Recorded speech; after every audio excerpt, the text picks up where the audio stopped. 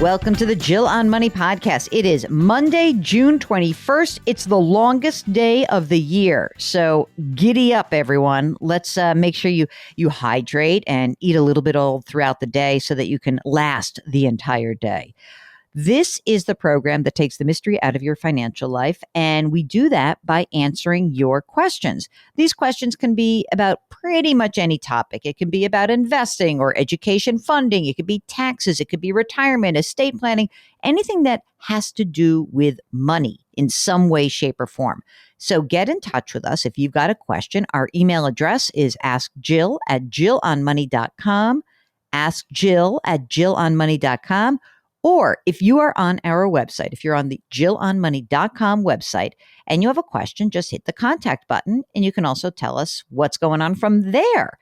Okay, now, the other aspect of this is that, of course, we're happy to get all of your emails, but we're even happier if you want to join us on the program, because then I can ask all sorts of nosy questions. For example, we are about to talk to somebody whose email does not actually have the most exciting aspects of her life. And so therefore, if you would like to come on the air with us and then tell us a little bit more about yourself, it makes it so much more fun. So be like Liz, who's on the line from Canada, and come join us. Liz, welcome to Jill on Money. What can we do for you?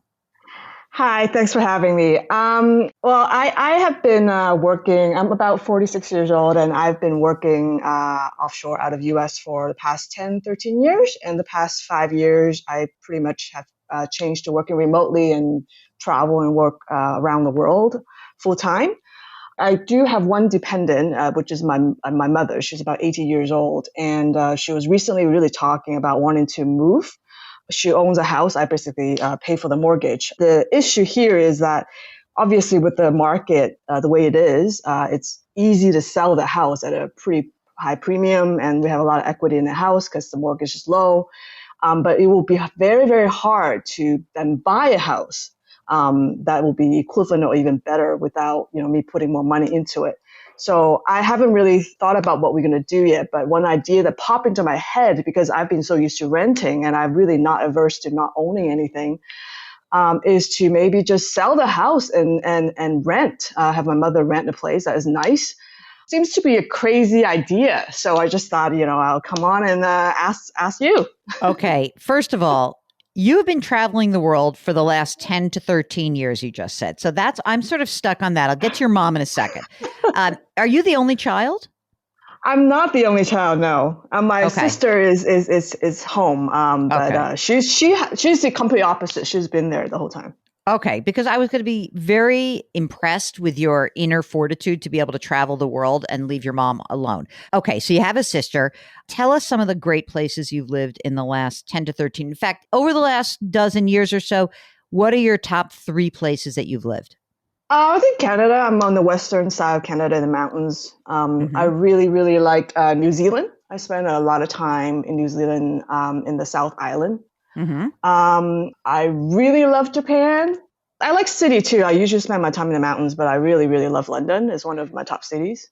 Yeah. Amsterdam is great, so I can go on. Oh my God, you've been all over the place. You must have some serious mileage on the mileage programs, right? I do. I did until COVID. I did. Okay. So how does it feel to be locked down in one place? Is that hard for you? Because you've got a little bit of how we say this let me say this in the Yiddish word, spilkus, which means ants in your pants. It means like you got a little wanderlust. How does that feel being locked down? Is that hard? Actually, it turned out to be the opposite, because I've done so much the past, especially past 5 years. I felt pretty good that, I wasn't missing out on anything, and I was locked down. What I don't miss is flying. It's been quite good for me. I've been very, very lucky. All right, let's go a little bit before we do your mom. Just give us some of your stats. How much do you earn? I think about $250. Okay. All right. You're using a retirement account through work? Yeah. So because I've been offshore and I'm a U.S. Taxpayer, so I've been doing I have most of my assets in the U.S. just because it's easier for reporting purposes. So I do have like a traditional IRA account. How much in there? Right now about $230K. Mm-hmm. And then it's kind of with a robo account advisor account. Great. So it's a 230, and then the taxable portion would be about 90 on top of that. And then I have like a separate sort of managed portfolio about there's 200K there. Mm-hmm. Where's that? Is that with a broker? Yeah, like a bank. I have a small, because offshore pension fund type, which is about like 40K, which is very small. Mm-hmm. I have these stock options that probably I'm still locked up, but based on current value, will be probably over $1 million worth. But after tax will be probably like 700, 800,000. Oh, poor you. When is that lockup done? Are you like, is this like going to happen? Is this like, or should we ignore this in your plans? It's going to be next year. That's awesome. And that's all the money you have, right? So we've got like this 7, 8, 9, like $1.2 million that's floating around. And you also own your mom's home. Is that right? Yeah. So I don't own it, but yes, but I will inherit it. Okay. Basically. Should I tell you the house? The house is about, the market is so crazy. We sell it probably like at least 800 at the moment, but we only have about 150 mortgage outstanding. It's like 2.3%, so it's pretty low. Have you looked into where she could move and what it would cost to get her into a rental? It's hard to gauge.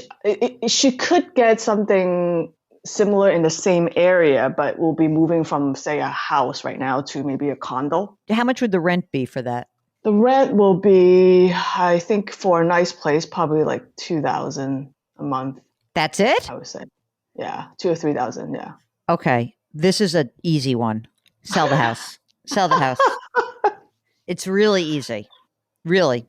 I mean, especially if you can get her out of a house into a place where she could age kind of more gracefully and not have to worry about anything.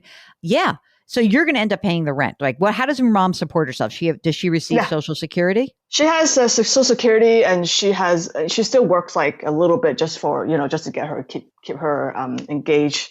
So she's not staying at home, but yeah. So everything else I pay for. Considering this is really about, kind of your cash flow, I would say absolutely sell it. And then the equity of that house, who gets that? You split it with your sister? Like, how's it, or does it go to mom? What's the game plan with that? I get it. I like that. Already, I like this. Is working out well. I think that is a sale, if ever I heard one. Mark, do you agree with that? Do you want to sell this house? Yeah, but the poor black sheep sister who's been taking care of your mom is getting screwed in this deal. Do we have to take care of your sister? Because I pay for the house. All right. I don't want to cause it. I like that. This is great, though. I mean, I think your financial life is really fascinating to me, and I would like to do an entire show with you only. But for the purposes of mom, this is, to me, a very easy decision, especially even if the rent is $3,000 a month. Go do it. Get the equity out. Now, can I just have one little moment with you about this managed account? Why do you need a manager, and how much are they charging you? No, I don't need it. It's just been there, I just haven't moved it out. Yeah. I mean, you like your Robo, right? What Robo? Yeah. Which one do you use? I use Betterment. Okay. I love Betterment. They used to be the sponsors of our show. So here's what I would do. Get rid of anything else that is like in your way, right? So the managed account, get rid of it. Open up an account at Betterment. Keep all the assets there.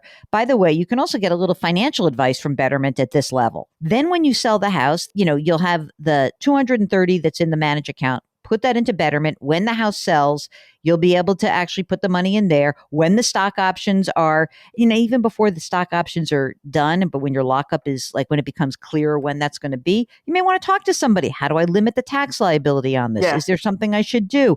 You've got plenty of money. You have this nomad lifestyle, which is awesome.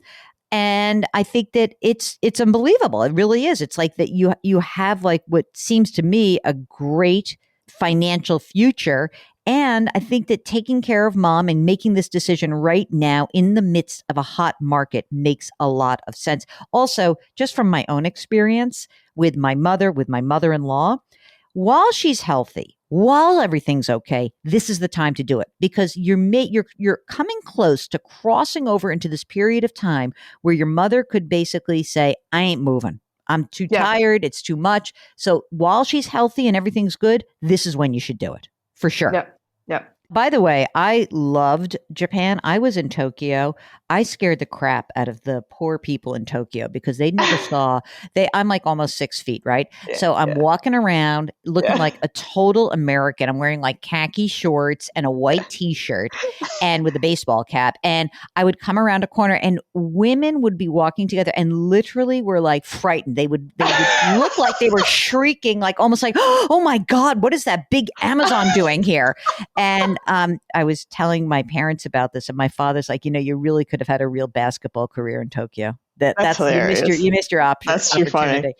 I love this. I like your game plan. Let us know if you run into any problems down the line. Obviously, this is something that you're being thoughtful about. So I love it, but stay in touch. I want to hear what comes next. Yeah, thank you so much. It's been very helpful. All right. If you, like Liz, now you may not have such a complicated situation, but maybe you've got a question. Maybe you're helping your parents out. Maybe there's some question about what to do in a hot housing market. And, should you sell and maybe rent? Should you sell and buy? Should you downsize? All these are big questions that everyone is thinking about right now, or many of you are thinking about. If you have a question like that, get in touch with us. Our email address is askjill@jillonmoney.com. And if you're on the website, if you're on jillonmoney.com, you can sign up for our free weekly newsletter. Mark does a fantastic job with that. And you can also just click the contact button. Tell us if you want to come on the air with us. Mark does the rest. Don't forget to subscribe to us, because you know what? Mark tells me a lot of you are listening to the show through YouTube, which is amazing. But, I'd love for you to subscribe wherever you get podcasts. You can do that in Apple and Spotify and Stitcher and Odyssey and whatever, wherever you find your stuff. Do that. And Mark also says you should leave us a rating or review. Mark, how are our ratings on the show these days? That's good. We got a bunch of ratings and reviews, and the reviews have been good. Don't leave a bad review. I'm just kidding. You can if you want. If you think that honestly, if there's something going on in the program you don't like, I'd like to hear from you. And if you have ideas about things you want us to cover, don't forget, you can always let us know about those things as well. All right. So please try to do something nice for someone else today and practice our mantra for 2021, grit, growth, grace. Thanks for listening. We'll talk to you tomorrow.